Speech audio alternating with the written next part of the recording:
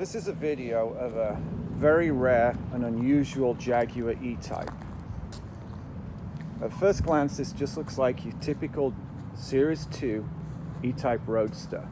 But then when you have a good look at it, you notice a few differences that just aren't quite what an E-Type Roadster was. If you look at this windshield, see the rake on the windshield? See how close it is to the cowl?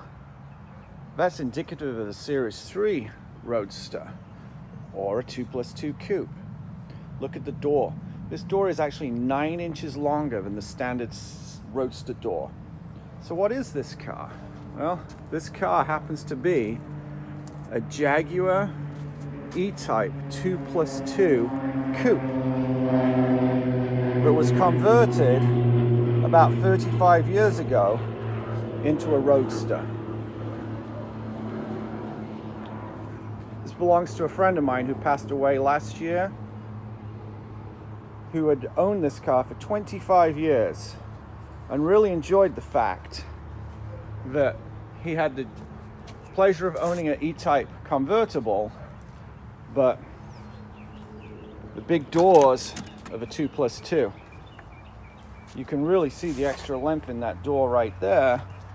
And then, of course, getting in and out. I have a Series 1 Roadster, and my B-pillar sits right about here on the door, whereas this is way back, so it makes it really easy to get in and out.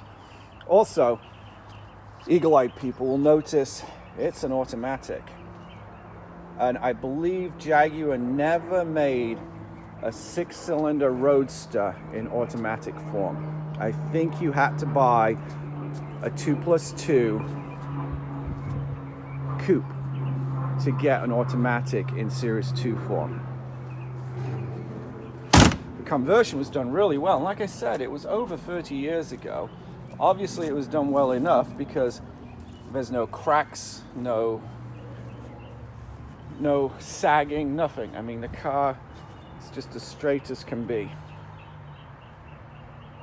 It's quite a beautiful car, just in its own right, let alone the fact that it's a converted car. My friend really enjoyed driving this car.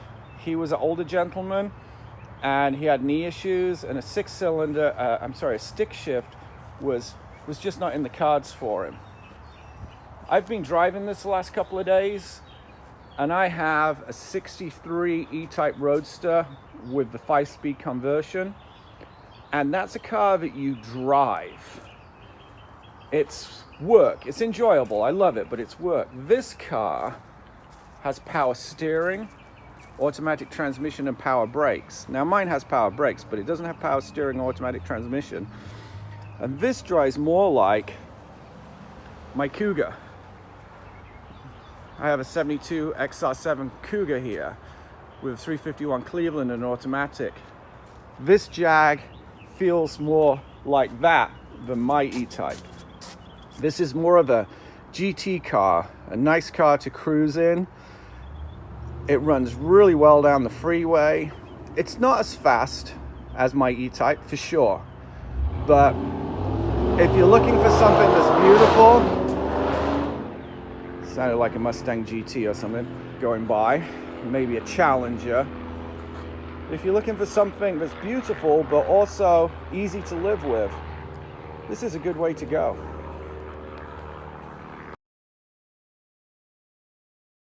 Okay, the bonnet is up, and let's have a look underneath it. As you can see, Series 2 E-Type all the way. 4.2 liter engine, double Stromberg carburetors, very reliable and robust unit. My friend Vern did upgrade the cooling fans on it. See, it's got modern cooling fans and an upgraded alternator. So this alternator is creating more amperage than the original factory one. I'm not sure exactly how much, but it does allow it to cope with the dual electric fans when they're on. It does not kill the battery. It's not fully detailed. Somebody would need to detail the engine bay, but that would be kind of fun to do. But it does run very, very well.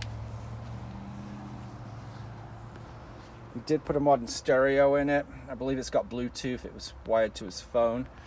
This is kind of neat.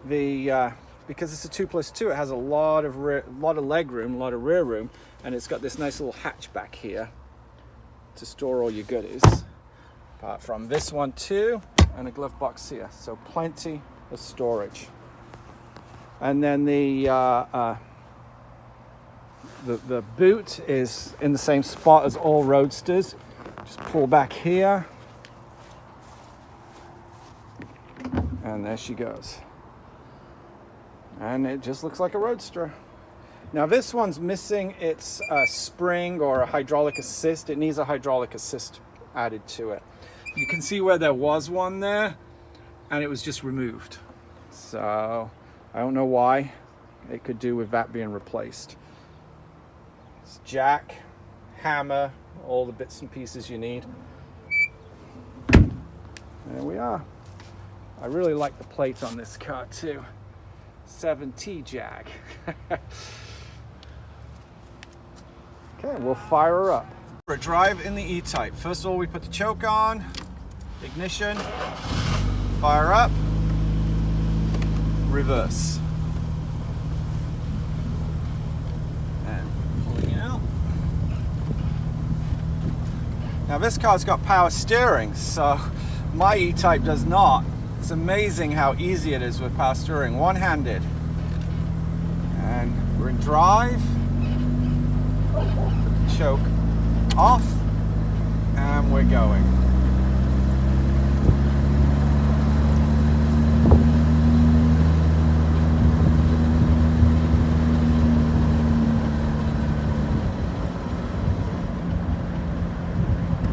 Turn signal on. And the light's green, we'll go through. Okay, we're going to take her on the freeway so we can see how she accelerates up the on-ramp. This is a nice pull up the on-ramp here. So we're up to 30, slow her down. And here we go. Now we're accelerating up the on-ramp.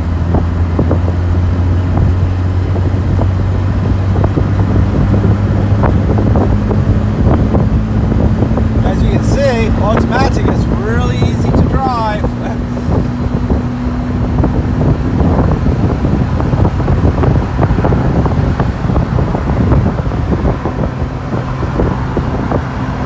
Speedo jumps around a little bit, but that's kind of typical. We're at 2,500 RPM at freeway speeds. Real good oil pressure, voltage is up, temperature's starting to come up. We have a working clock. Shocking. But here we are at 65 miles an hour, no shakes on the wheel.